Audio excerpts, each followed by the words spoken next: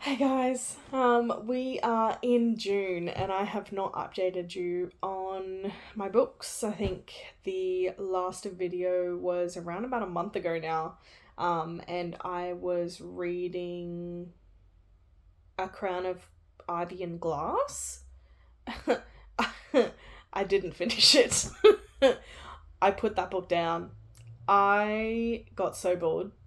Um, and I just was not interested in the story anymore. I was sick of listening to Gemma and her snobbiness, and I just didn't finish it.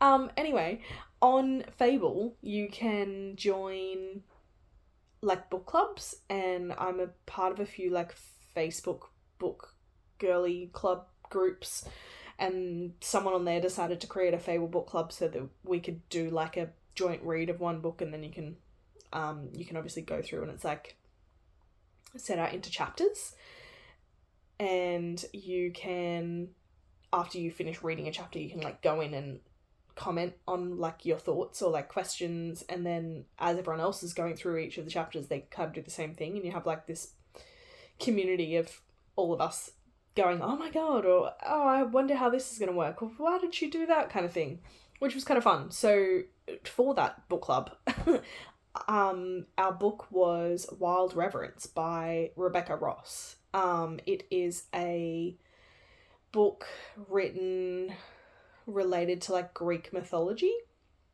So our main character is a goddess. Her mother is quite powerful and she doesn't know who her father is. She lives in like the underworld, I guess you could call it. And there is also like a sky world. I feel like kind of heaven and hell, but not.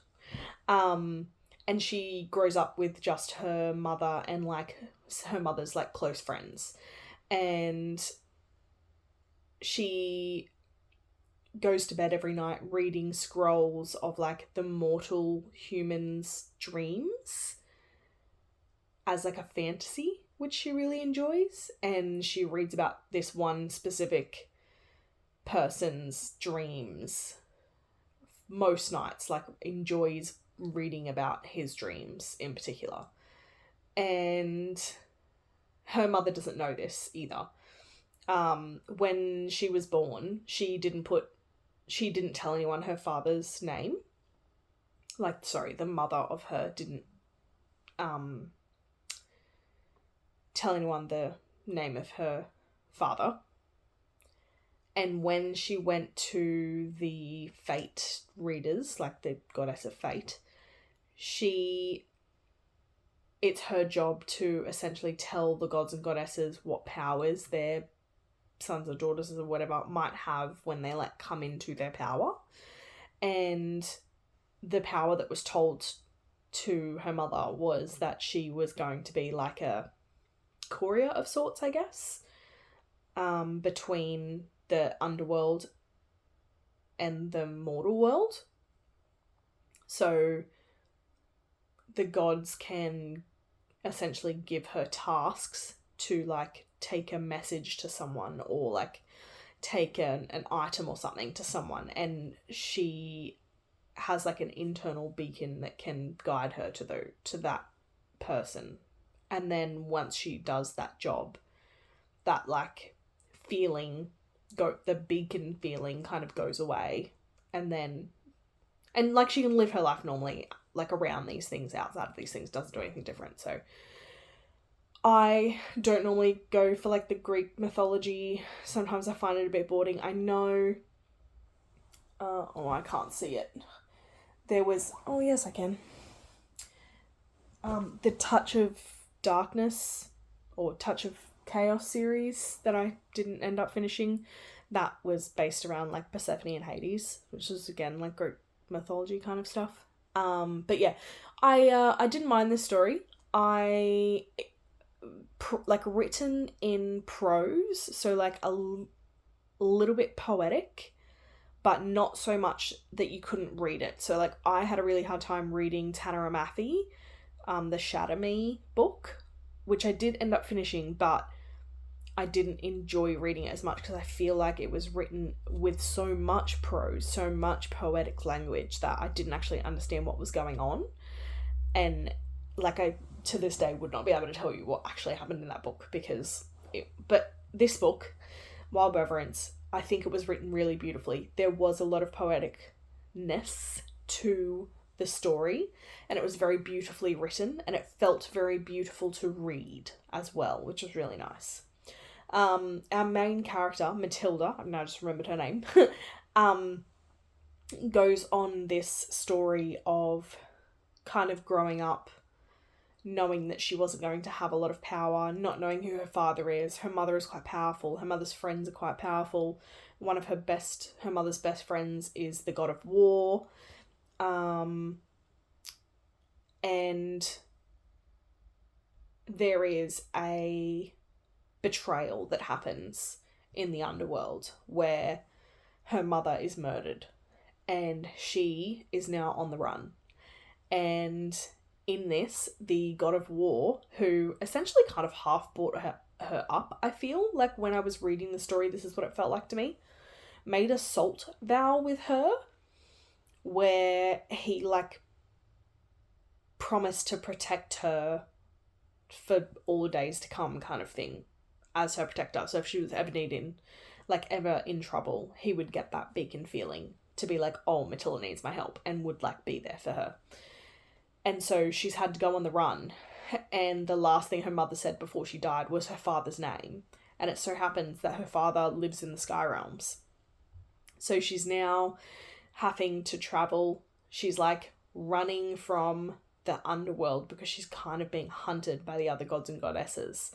And then she's having to make her way to the Sky Realms, which she is the only goddess that can travel between realms because of her powers. And so then she ends up having to like live out her kind of teenage years with her father. And he is not very nice. He takes a lot for him to like give praise, and he doesn't enjoy giving the praise, and she feels like she's constantly trying to live up to his standards and what he would expect. And also, like, he didn't get told about her. He had no idea that he had a daughter roaming around in the underworld. Like, and then all of a sudden she's on his doorstep. So, and she ends up, finding a few friends in the Sky Realms while she's living there and stuff. But the main thing was, like, she had a really hard time trying to live up to her father's standards. She fell in love, well, she thinks she fell in love with this guy, and then it was kind of like during the relationship she figured out that actually, no, maybe he was a bit of a dick and didn't actually want this, and she ended up like splitting and leaving him, and that was like a whole thing. The partner was livid about that. All the while she's still thinking about this boy whose dreams she read. And so on her travels to the Sky Realm, she actually fell like into the mortal realm out this door and like pretty much like bumped into him. And he was like, you look so familiar. And she was like, oh my God, like, I think I know who you are. And it happened that in some of his dreams, he actually managed to dream about her, never having seen her, nothing like that. And she, like, obviously thought that was really weird. But, yeah, and then he was, like, immediately in love with her, essentially. And she was, like, did have feelings for him, but wasn't really sure what to do. And, like, couldn't stay in the mortal realm because she was on the run and had to make her way to the Sky Realms. And it was this whole thing. And it was, like, the night that all the shit went down for her was the same night that a whole heap of shit went down for the mortal boy as well. So, gods and goddesses can get, like, prayers sent to them. So if you're in the underworld, you bury them. And if you're in the Sky Realm and you're praying to someone in the Sky Realm, you burn them. That's like ashes go up and dirt goes down. And she found that she had a note from the mortal boy praying, like asking for her help.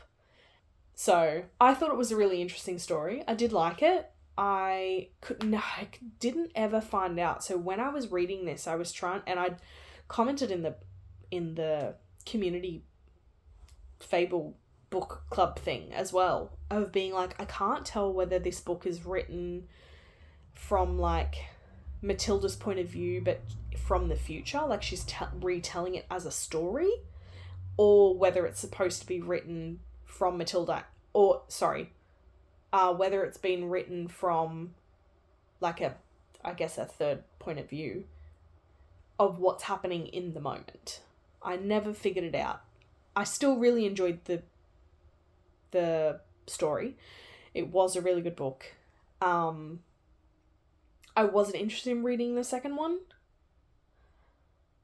and it was fine just as a standalone as well. I think like I don't know what the second one has, and I'm sure that like it does something to the story, but how this story ended was really beautiful, and it was quite a heartbreaking story as well. Like when you go through the story and what happens to all of the different characters, and then the actual ending that you get for Matilda, for James, for the God of War, Bade, and for some of the like Skyrim gods and goddesses as well, I think was really beautiful overall.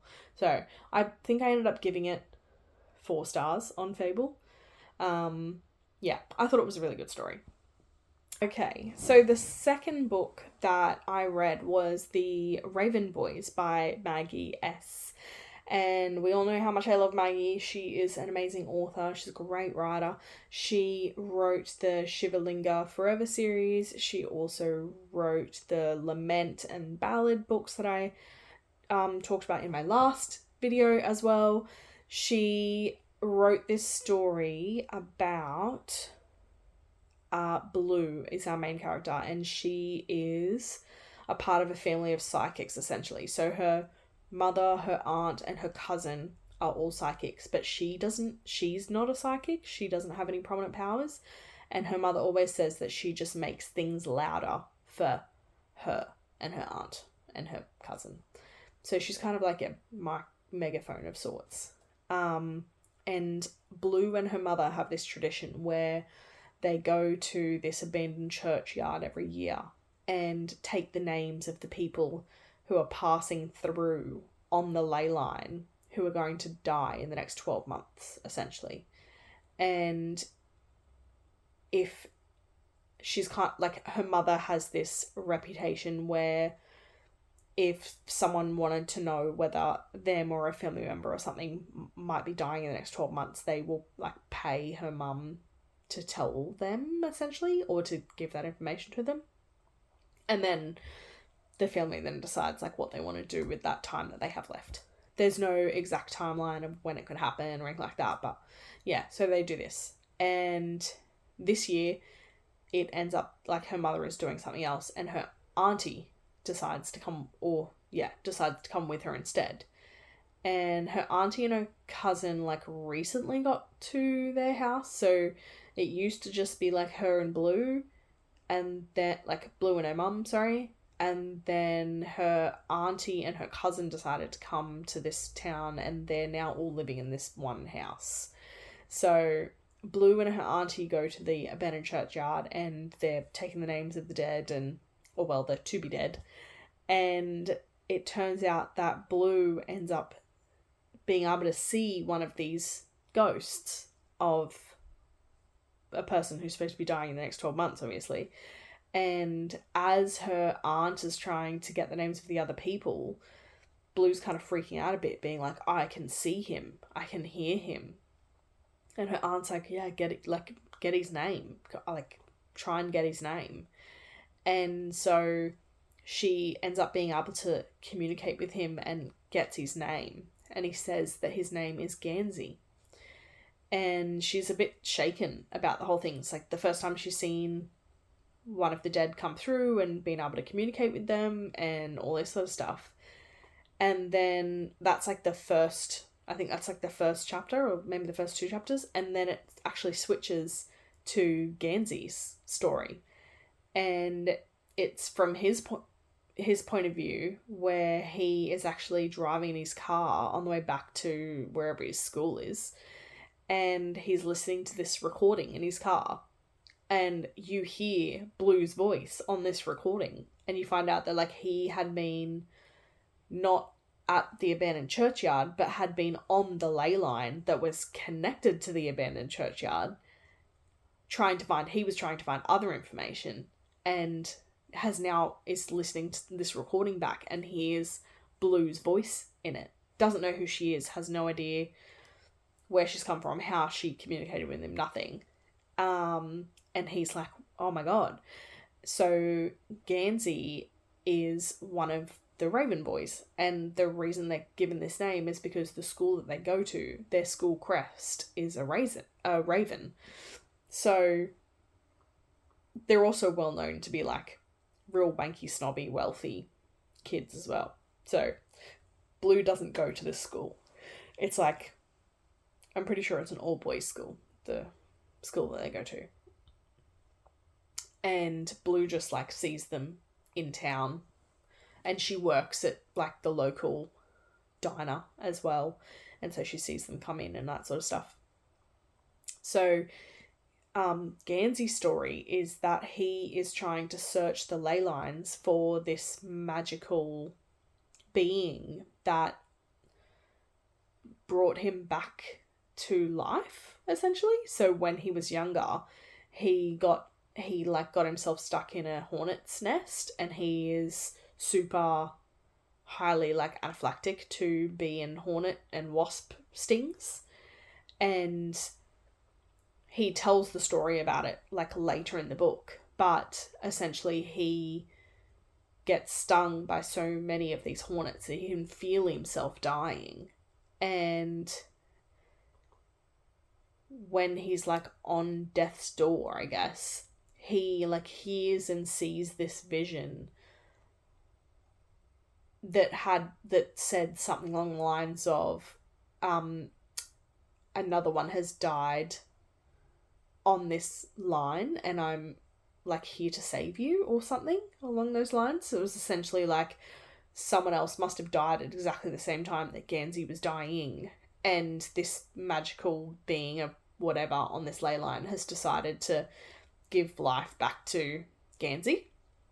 And so now Gansey is on this journey, adventure, mission to try and find this magical being. Can't remember what the magical being's name is right now, but yeah, and so he has like a journal of like all these handwritten notes and like pictures and like margin notes and drawings, and he carries it wherever he goes with him. So he ended up at this school because it's closest to the ley line that this town sits on, and it's supposed to be like one of the most powerful ley line areas in the county that they live in. And so Gansey is like quite rich. He has a really wealthy family, like estates and cars and helicopters and all sorts. And he drives like this old like shitbox that is falling apart, and that's how you meet his friends. So he's like driving back to the school from like his adventure the night before with the recording and stuff, and he breaks down on the highway like halfway there, and he ends up having to call his mates to come and help him. And so when his mates get there, he's like retelling it, being like, oh my god, I heard this voice on this recording, isn't that weird? Like, why, where were they? Did it have to do with ley line? Like, really confused as to how it all happened. And his friends are all like invested in this investigation as well. So Gansey has essentially like paid his way to travel the world. Because they're like talking about this recording and that they can hear this person's voice and they don't know who it is, and they decide that they're going to go and speak to a psychic, and they end up booking in with Blue's mother. And her mother was like, oh, Gansey has like booked in with me, and Blue was like, oh, that's the boy that I like got his name at the abandoned churchyard, like he's supposed to be dying in the next 12 months, like I wonder if he knows. So all of the Raven boys come to Blue's house to get their reading done by her mother, and then her auntie and her cousin end up being there as well. And they end up doing like a 3-way reading where her mother and her auntie and her cousin all kind of do a reading, but then her mother also ends up getting, like, Blue's mother also ends up getting her to do part of, like, the card reading part, and then her mother kind of, like, relays what each of the cards is supposed to mean. So they had a very interesting psychic session, essentially, with all 4 of the girls and then all 4 of these boys. And it's a really interesting story on how, like, Blue kind of gets dragged into this investigation with the boys because she's trying to find out how Gansy's supposed to be dying in the next 12 months. Like, it makes no sense to her. He seems like he's well-rounded, well-known, like, not doing anything that would get him killed and all this sort of stuff. And so she's kind of trying to protect him in a way. And by her curiosity and all that sort of stuff, she kind of falls into this group of boys that are trying to investigate this magical being, and they go on this adventure together on trying to figure out how he came about and what happened and the magics behind it and all this sort of stuff. So I thought it was really interesting. I really enjoyed it. I'm definitely looking forward to the next book. I think I'm still on hold for it on the Libby app, so looking forward to getting that at some point. And it's a bit of a whodunit mystery, but also just like adventure mission mystery on the magical being thing that they're looking for. And yeah, I really enjoyed it. I thought it was really good. And it's very, like, PG, like, nothing really, nothing explicit or anything is happening in these books, but it's very, like, just kind of, like, real nice YA mystery magic. I really liked it. So that was that book.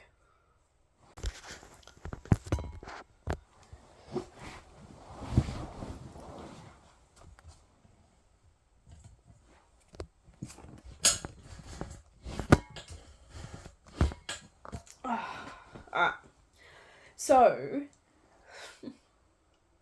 the third book I want to talk about is Upon a Starlit Tide. This was a random one that I picked up. I think it was on my TBR list on Libby. It was, like, something that I was interested in reading, and I'd, like, tagged it as TBR for later. This is, like, a crossover, not a crossover, but it's, like, a cross between Little Mermaid and Cinderella.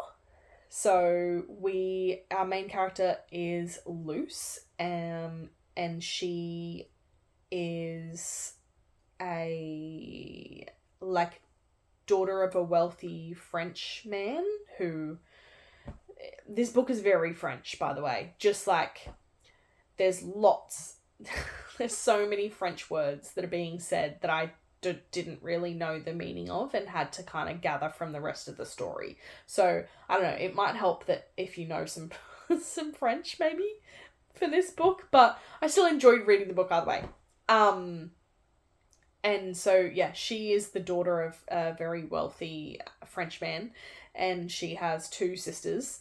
They live on an estate, and this is very much in the realm of the husbands and the men all go out to work and they own their wives, and their wives stay at home and have tea and biscuits and get dressed up for parties and stuff. It's like Bridgerton, I guess, where, you know, the women don't have jobs and the men are very important and hoo-ha-ha. Anyway, her father is the wealthiest shipwright in this little French town. I mean, I think he's very well known worldwide, but in general, we're talking about the little French town they live in.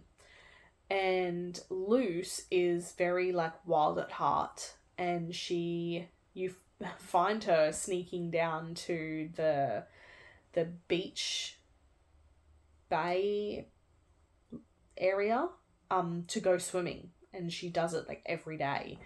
And when she was down there one day, she ended up running into these 2 fishermen who had their own, like, little boat, and they had come into port.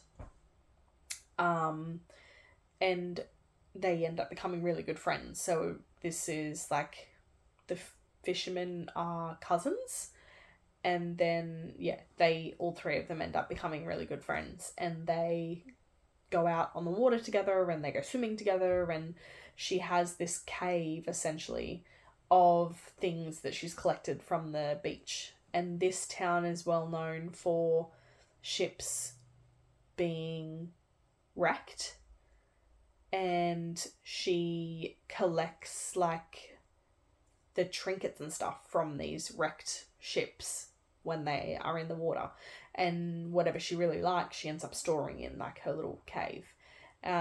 These two fishermen that she ends up meeting are actually smugglers, so they, like, smuggle French goods over the border to Britain and deliver the goods there. And it's really not great because there's currently a massive war going on between the French and the Britain as well. So, but her father doesn't know any of this. And so I think the kind of, I don't think it was the opening scene, but kind of at the start of the story, she is in the water and she finds that this ship has been wrecked, and she finds a man who is, like, looks as though he's just still clinging onto life on, like, the board of his ship or whatever, kind of drifting out, and she decides that she is going to go and save him. So it was very, like, Little Mermaid-esque in that regard, where he's like Eric and she's the Little Mermaid going out and saving him and bringing him back to shore. And when he, like, she's trying to bring him back to life, make sure he's all good and well, and when he comes to, he, like, looks at her, kisses her, and then, like, faints again. And she's like, oh my god. And he's, like, you know, super dreamy, dark hair and built and all this sort of stuff. And then she has to like quickly run away before there's other people that end up finding him, like, on the beach. And she ends up watching from a distance as, like, all these other people start flocking this man to make sure that he's okay. So you end up finding out he is from another powerful family within France who had been let on, like, his first ship voyage with his crew, and he is now obviously very thankful that this girl saved his life, but he has no idea who she is because she's, like, run off. So and it goes along the story of her kind of being annoyed at society for not allowing her to do the things that she wants to do. So she just really wants to go out and live on the ocean. She wants to be, you know, either working on a ship or leading her own ship, or, you know, being the captain of her own ship, and, you know, going off into the horizon, the sunset, and exploring and stuff. But obviously, because she's a female, she can't do that. So, but her father is very, like, favoritism wise, is like, he has favoritism of her over the other sisters, the two sisters that she has, and brings her trinkets and stuff from all of his travels when he's doing his shipwright stuff. And so there's, like, a little bit of a tiffs between, like, the three sisters, and the mother as well really doesn't like that he spoils Luce more than the other two. And like, to the point of, as well, like, the father ends up building a new ship and naming it after Luce, and then said as well that he was going to give it to her. It was actually going to be her ship. She could do whatever she wanted to do with it. So, yeah, that was a big part of the story.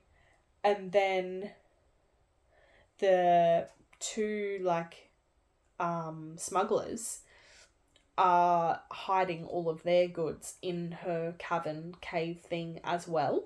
And so when Eric's ship, it's not his name, can't remember his name right now, shipwrecked, there was what they called Stormstone on board, and it was all sinking. So those two ended up going out and collecting all of that Stormstone and putting it into the cave. So, and they were going to take it back over to Britain and, you know, get a real good price for it.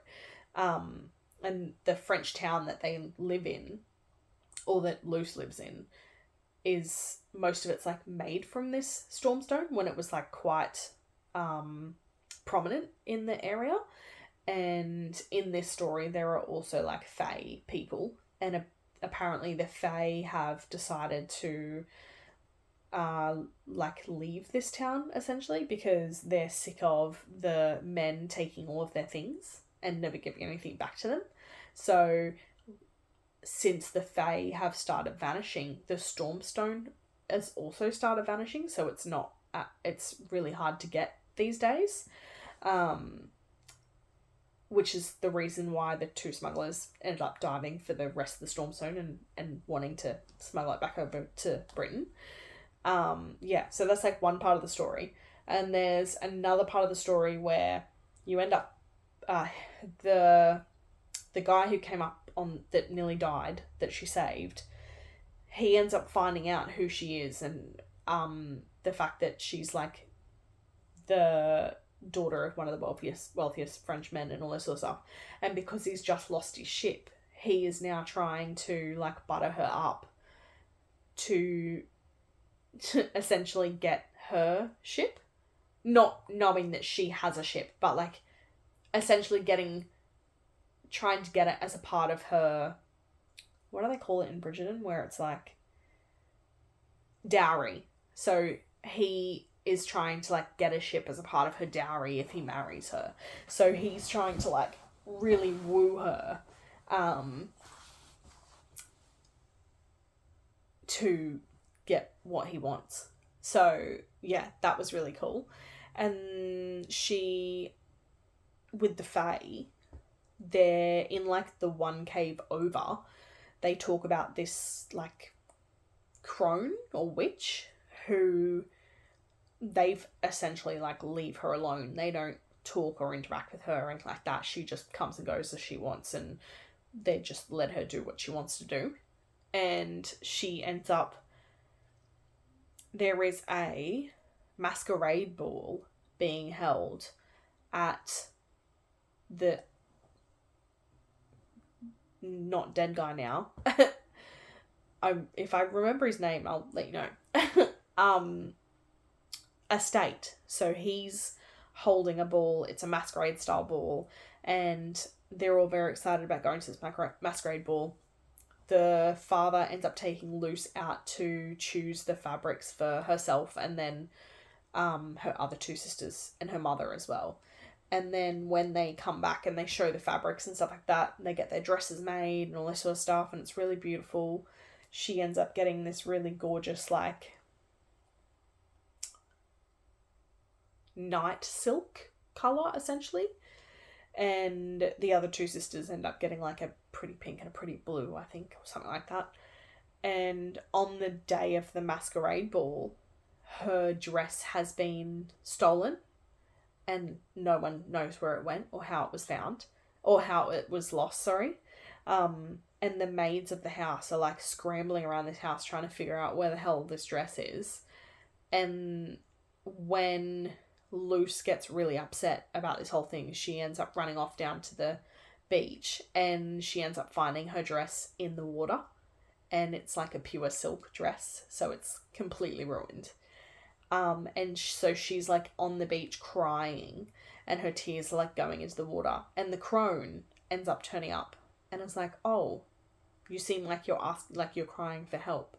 What can I do?" kind of thing. And she tells this crone that this masquerade ball is supposed to be on, and she really wanted to go, and she was supposed to be there, but her dress was stolen. She doesn't know who did it, and now it's ruined, and she can't wear it, and all this sort of stuff. And so the crone ends up giving her like an outfit and like transport to get to this masquerade ball by herself, kind of like Cinderella. And it was like, you know, the magic of this is going to run out at, I don't know if it was midnight or not, but yeah, the magic of it was going to run out at a certain time, and she had to make sure that she was paying attention to what the time was before she then lost everything, because it was all essentially made from like the water.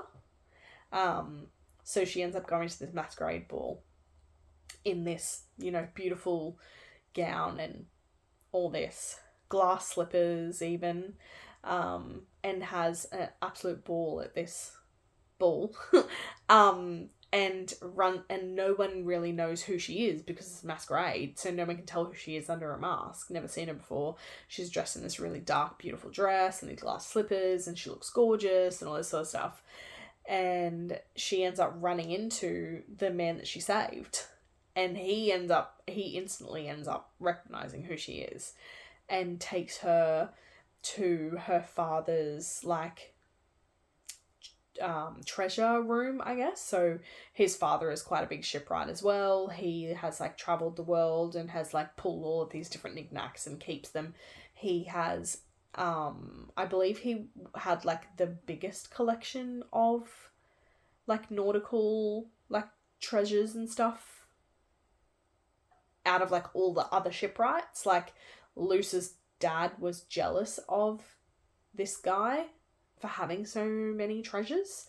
And so he was showing Luce around all these treasures, and she was really invested in all this sort of stuff. And then at some point she realised what the time was as well, and she had to like run out of the place. She lost one of her glass slippers and managed to get onto her, magical travel thing just in time. And then as the clock stroke, whatever time it was, her outfit and stuff all dissolved, and you find out that like, so he was trying to run after her, trying to follow her, being like, what are you doing, like come back, I'm trying to, like, we could do so much together. And the glass slipper that he ends up picking up like dissolves into water in his hands, and so now he's really confused. She's got like no idea what happened and has like made it back to the beach, had an amazing night, all this sort of stuff. And the father and the sisters and the mother and stuff never find out that she'd ever left the house. So, yeah, that was another part of the story. And the two smugglers that she's, like, best mates with, she actually really fancies one of them. But, like, he won't do anything about it. And she can't do anything about it because he tries to stop her.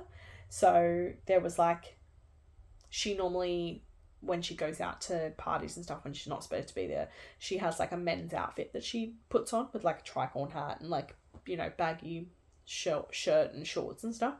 And she was out at this like beach party of some sort where the two smugglers were, and they end up, so her and the guy that she really likes, the mate, end up in the forest together, and she's like up against a tree and he's like about to go in, or they do kiss as maybe, and then all of a sudden like the ghosts of the dead ship crew of the guy that she saved are like coming through this forest, and they're like, thinking that like they might be able to hurt them or something, and like they were safe, it was all good and well, but yeah, they were just roaming through this forest. And it's like a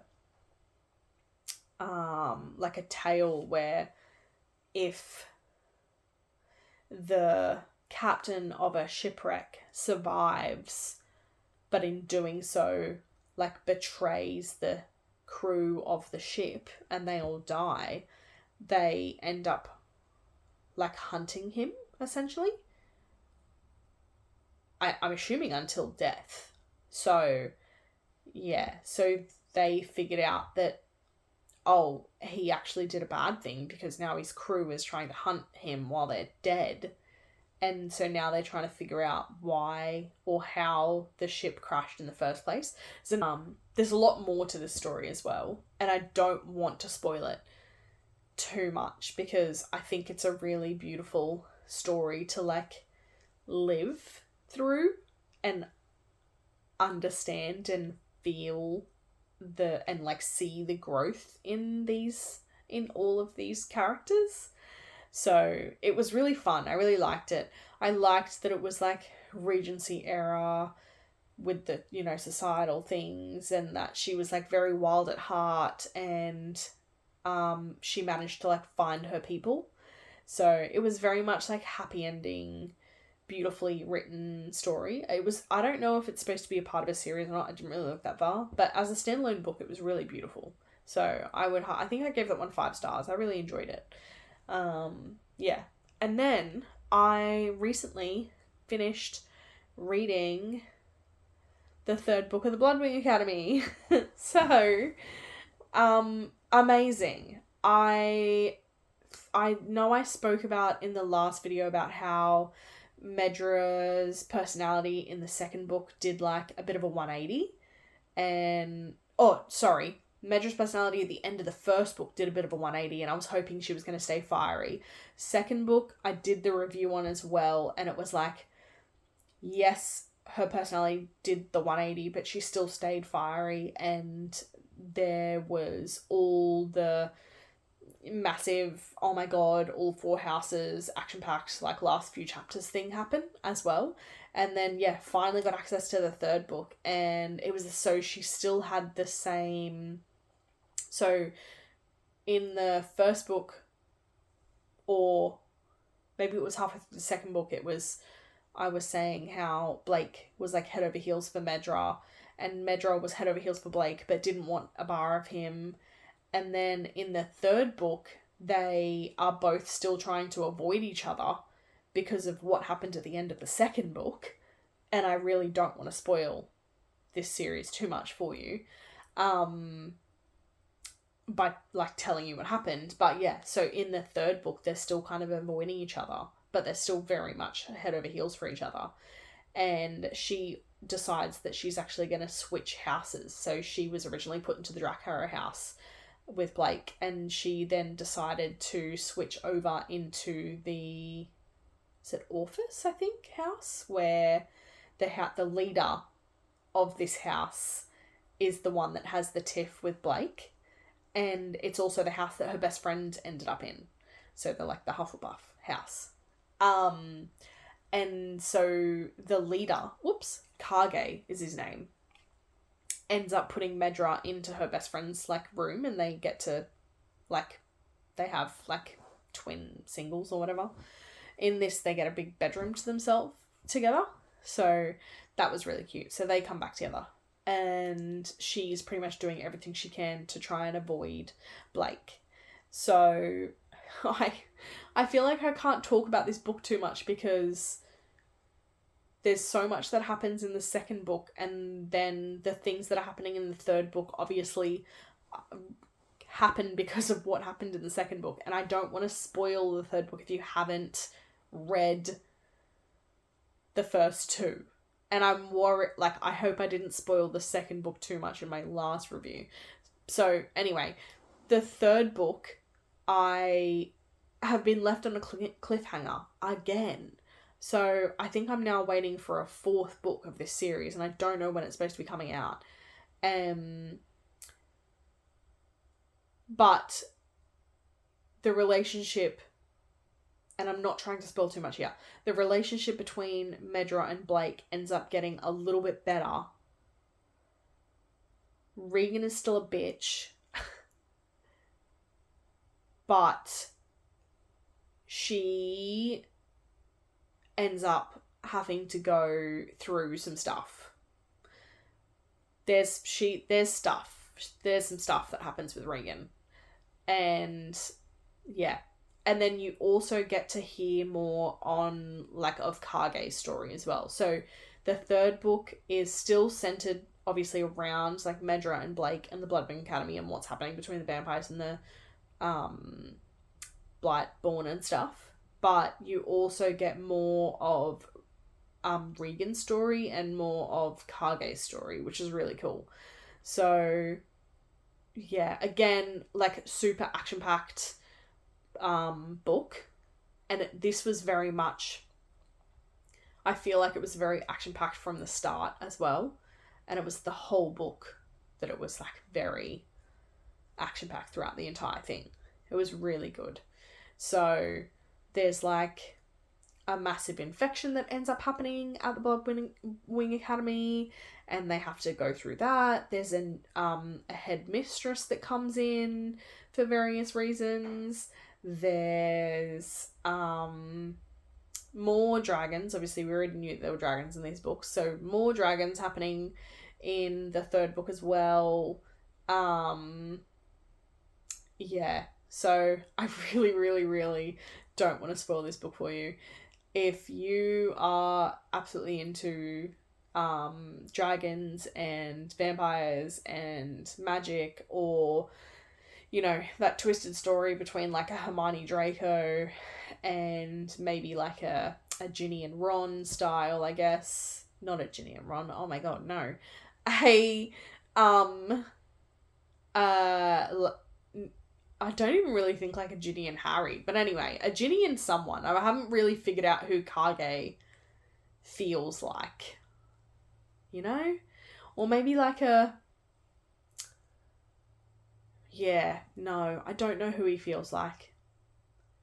Anyway, yeah, good book. Without spoiling too much, you should go and read the Bloodwing Academy series. It's a great book. So, yeah, so far, they are the books. And I just finished Bloodwing Academy the other day, and I haven't picked up another book yet. So, I think in the, going forward, I was talking to my other half about this as well, about possibly trying to just do, monthly book reviews. I don't know how well it works, because I feel like I forget a lot about what happens in each of the books that I end up talking to you about. And this is one of the reasons why I said maybe I should start doing individual book reviews after I read the book. But yeah, I don't know. I'm still trying to figure it out. If there is another way that I could maybe be doing this, or something that might be more engaging, or if you would prefer if it was just a review on one singular book, I don't know. Let me know what kind of format you're after for these types of things. And then also on my channel, I've fallen really behind. I was doing some gaming ones as well. I do really enjoy videoing myself doing, playing my games. But I haven't been able to, because my other half has my webcam, and we only have one webcam, and I don't like playing his computer. So I haven't been recording myself, and I haven't really even been recording just my gameplay either, because it feels awkward, or not awkward, it feels weird to have the mic in front of me, but then not for you to be able to see me, because I know that I'm a very hand person, and I know that my facial features can say a lot and all that sort of stuff as well. But yeah, I would still like to be doing the gaming things as well.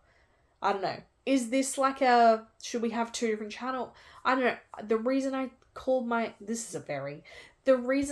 channel The Amateur Hobbyist is because I wanted to be able to show you a range of different activities and things that I do as my hobbies. And gaming is one, reading is one, knitting is one, crocheting is one, cooking is one. I think I've done one cooking video. I've done one video that wasn't even really knitting. It was knitting and chatting. And it was just that I showed you a bit of my knitting that I was doing. I don't know. What do you want to see? Because I'm happy for this channel to have all of the things, but I just need to remember to actually film myself doing the things. Anyway, thank you so much for being here. I appreciate you all watching my stuff. I hope, doing whatever you might be doing. If you liked any of my videos, you can thumbs up on that one, or if you want, you can also subscribe. Completely up to you. I don't really mind either way. But thank you so much, and I will see you in the next one.